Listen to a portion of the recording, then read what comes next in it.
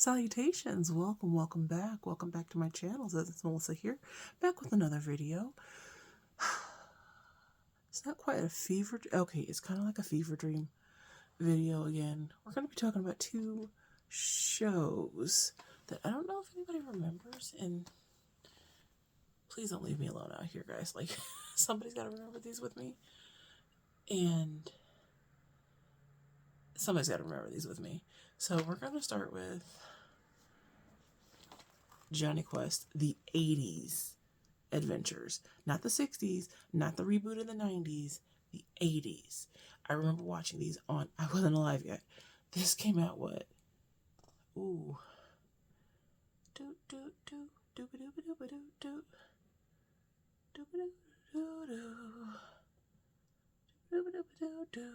Like, these are like the earlier 80s. So like 82, 83, 84? Yeah, this is before. Long before I was even thought of. Long before I was thought of. Same thing with the 1960s ones. I wasn't even alive for over 2 decades. I was not even here. I was not there. So anywho, they have a weird stone man called Hard Rock. Again, it is like, I'll show you the back where he's on it. It is a fever dream. This guy right here. This one. It is a fever dream of Jonny Quest. There's still Race Bannon and Dr. Quest, Bandit, Haji. It wild. That's all I can say. It's wild. It's I have the complete series. How many? Yeah, it's 2 discs. Is it 2 discs? Yeah, it's 2 discs. How many damn episodes is it? 13. My lucky number. 13 episodes. It's just wow. So it says more adventure, more awesome. Jonny Quest, Haji, Bandit, Dr. Quest, and Race Bannon return for an all-new collection of super adventures in this originally syndicated sequel series from the heyday of animation's awesome age. That's a lot of alliteration right there, too. Breaking up the band of boy bros in this 13-episode go-round is plucky, precocious, pre-teen tomboy Jesse Bradshaw in the 90s reboot.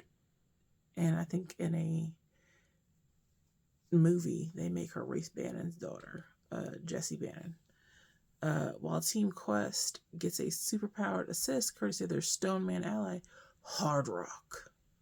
The Quest plane gets a too cool makeover too, now jetting the skyways as Quester 1 and Quester 2, capable of splitting off a high-speed shuttle for one-man missions. But the more things change, the more Jonny and company still square off against weird menaces from the very edge of science. Giant Viking apes, prehistoric reptile clones, animated clay warriors are just some of the fantastic foes faced in this fantastic new series. Not to mention the implacable, fiendish Dr. Zen. So what are you waiting for? It's time to cry. Sim Celibim. Oh gosh, that's so damn racist. That's what Haji... They make this poor Indian, obviously the Southeast Asian boy, they try to make him some like yogi or mystic. In the 90s reboot, it is a bit more culturally sensitive, I will say. The first half of it, when they do the second season, they throw it out the window. They came out the gate strong in the first season, and then they felt like they were losing viewership in the second season and the New Adventures of Jonny Quest, which came out in like 1996, which I was a little girl. I used to watch this on like Cartoon Network. It was great. What a time to be alive. And I tell you not, same thing with this Cartoon Network. A little backstory for both. And they made Jessie like more tomboyish. She was more the son. She was more science and more of a son that Dr. character Quest wanted. So she was sporty and smart. And for race, Johnny was also very athletic and sporty and stuff, but Jessie could also do those things. And she was also headstrong and could speak multiple language. Same thing with Johnny. But also they took away that whole mystical sim salabim. They brought it back at the last season and they made Jessie a punk ass bitch. And made me mad. She's like screaming, Johnny, I can't do it. I'm like, what did you do to her? She was like bomb in the first season. Like she was commanding ships, lowering shit and stuff. Like she was so good. She was good at the introduction in this. Like inquisitive, nosy, smart. What did y'all do? Disappointment. Disappointment. When I tell you, it's really a fever dream watching this. I kid you not. Watching the 60s version is also a fever dream. Hanna-Barbera, what was y'all It was the 60s. What a time to be alive back then, too. It's wild. The 60s were basically over 60 years ago. 1960 was 63 years ago? No shit. Why? I just deeped that. 1960 was 63 years ago. Ooh-wee. Oh, man. Shit was wild. Pardon my French, guys, but yeah, that's wild. What a time to be alive. Fever dream. I say, if you do not own this, I say you try to find it and stream it and watch it, or watch a bootleg. Just watch it. And then watch The Real Adventures of Johnny Quest in the 90s with the really bad CGI Quest World graphics. I love the idea of it, the execution. Again, it was the 90s. It was the mid-90s going into the late 90s. They was trying. They were trying. Fever dream. All Johnny Quests are fever dreams. I'm just going to say that. But this, fever dream. Thank you for listening to me rant for like 8.5 minutes on why that was a fever dream. All right, and another one. George Shrinks. George Shrinks. George Shrinks. This was PBS. This was adorable. This was based off a book series. I loved it because it had jazz in it. As a lover of jazz, as a young girl, this just hit home with me. It's about a little kid who's like 9-10 years old, but he's literally like a few inches tall. It's so cute. But see, in the book series, I did read a couple of the books. He doesn't stay small forever. He actually grows back to being a real boy size. Do you know the Muffin Man? The Muffin Man? Sorry. I'm slap happy. I've literally spent the last 49 hours at the hospital at work. I've been on call. I've been working all weekend. And I decided to film this so I'd have a video up on Monday.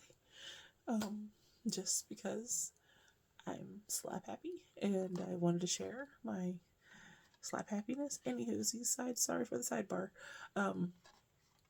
This is adorable. I have several. They never released the entire show on DVD, like on DVD or Blu-ray. So I have multiple like discs where it has like 1 or 2, like 2 to 3 or 4 episodes and like a bonus episode.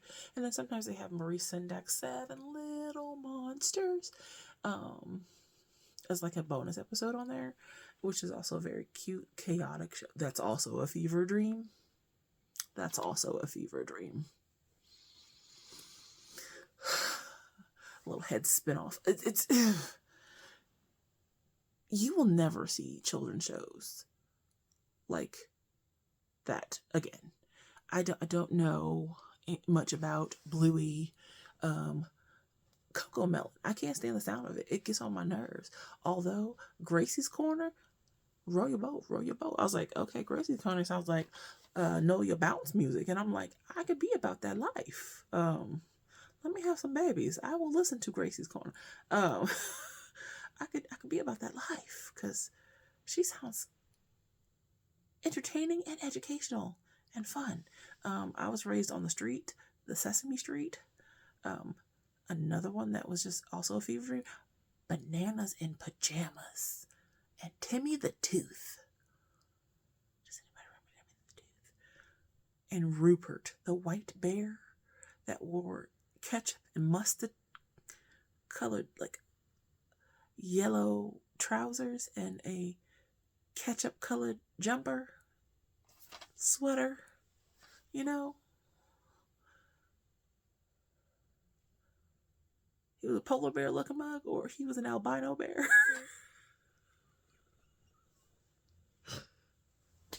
Because we had a little bear. Little bear was just special. I love Little Bear. One of the reasons I love Little Bear was because of the orchestra music. I'm going off on so many tangents. I got to go to bed. I need to go to bed. I'm going to have a bowl of honeycomb cereal and I'm going to go to bed because I'm so hungry.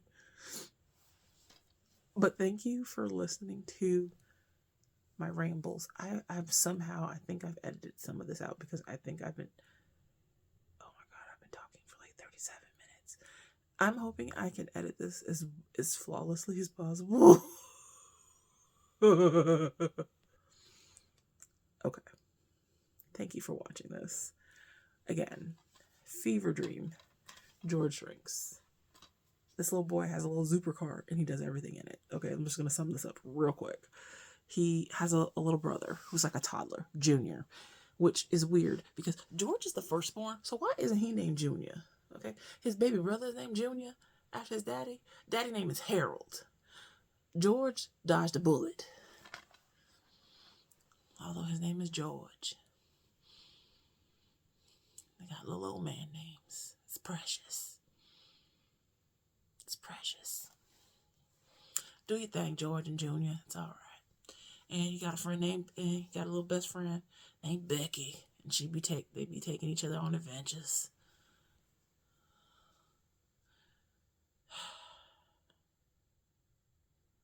When I tell you, it is literally a fever dream.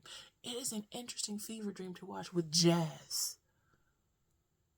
Jazz in itself is kind of a fever dream. I mean, we had multiple styles of jazz due to them experimenting with things, hard bop, acid jazz, electric jazz. I mean, this is one of the reasons why we lost some of the greatest very, very young, too early to substance abuse. No jokes about that. But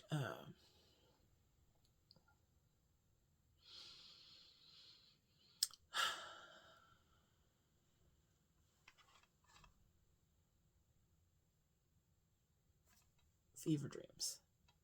George Shrinks. 1980s version. Johnny Quest. Thank you so much for listening to me. Peace easy. Thank you so much. I appreciate you all. Thank you so much for sticking around. For always coming back. Please do me a solid. Take care of yourselves. Take care of one another. Please, please, please, it would behoove you to make smart choices. Wash your hands, wash your arse. Be safe. Be safe out there. And I will see you next time. Bye.